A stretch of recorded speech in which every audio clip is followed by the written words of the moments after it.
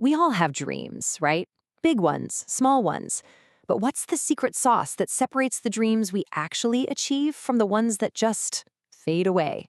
Today, we're going to dig into the powerful, scientifically proven link between what you believe on the inside and the reality you create on the outside. To kick things off, I want to share a really powerful idea from the motivational speaker Les Brown. It's an image that kind of forces you to think about what's really at stake with your own potential. Just let that sink in for a second. The idea that all your unfulfilled dreams, your unlaunched ideas could literally be standing there at the very end, upset that you never gave them a shot. That's a heavy thought, right? And it really sets the stage for the question we all need to answer.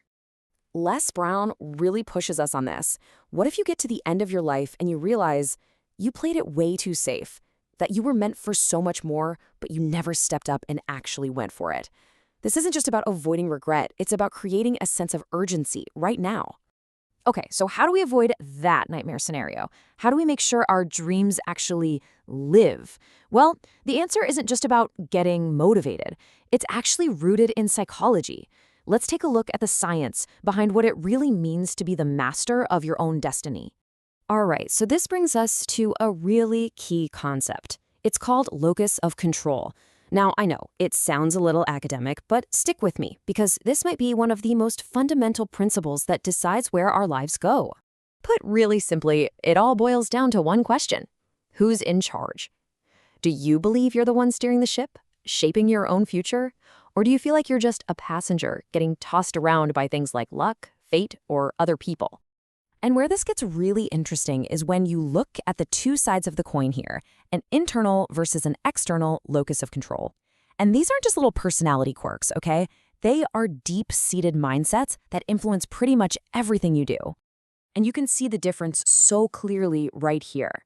The internal belief is, hey, my life is determined by my own actions. The external belief, a lot of what happens is just good or bad luck. One is about taking ownership. The other is about leaving it all up to chance. Okay, so having an internal locus of control sounds great, doesn't it? It feels like the right way to think. But does it actually work? Does it lead to real success? Well, there's a fascinating study on entrepreneurs that gives us some solid answers. It shows us exactly how this mindset translates into real-world results. But is just thinking you're in control enough to make your dreams happen? It's a fair question, right? Or is there something else going on? The research tells us, yeah, there's a really important middle piece to this puzzle. And here it is. This is that crucial middle step. See, mindset isn't some kind of magic wand. A study of over 100 firms found that believing you're in control doesn't just poof success into existence. What it does do is it pushes you to build real, tangible skills, what the researchers call entrepreneurial competency. So what exactly is this competency stuff?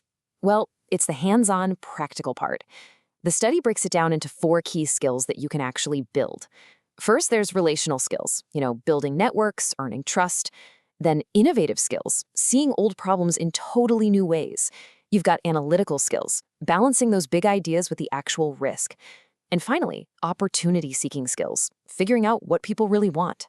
See, people who believe they're in charge don't just sit around hoping for the best. They actively go out and develop these skills because they know success is built, not found. So here's the bottom line. It's this simple but incredibly powerful chain reaction. Your internal belief, the idea that you're the master of your fate, that's what pushes you to build these real-world competencies. And it's those competencies, those skills, that actually drive success. Your mindset is the engine, sure, but your competency, that's the car that gets you where you're going.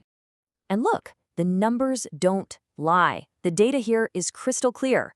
An internal locus of control, it has a huge positive effect on success, precisely because it builds competency. But an external locus of control, 0. No significant effect.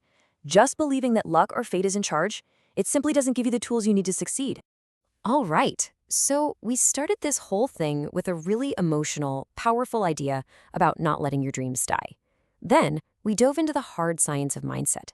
So now, let's connect those dots. Let's bring the inspiration and the action together. Think about it. When Les Brown says that only you can give life to your dreams, that's not just some feel-good motivational quote. He's actually, without even using the term, describing an internal locus of control.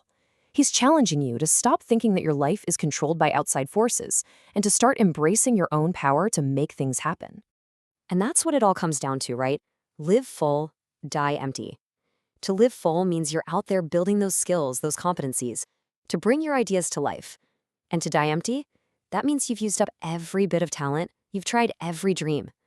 It's about taking complete and total responsibility for the gifts you've been given. So we're going to end this right back where we started, with a big question. Not just about what the world could be, but about what you could be. What could you accomplish if you truly deep down believed you were the one driving? The power to find that out, it doesn't start somewhere out there in the world. It starts right here inside your own head.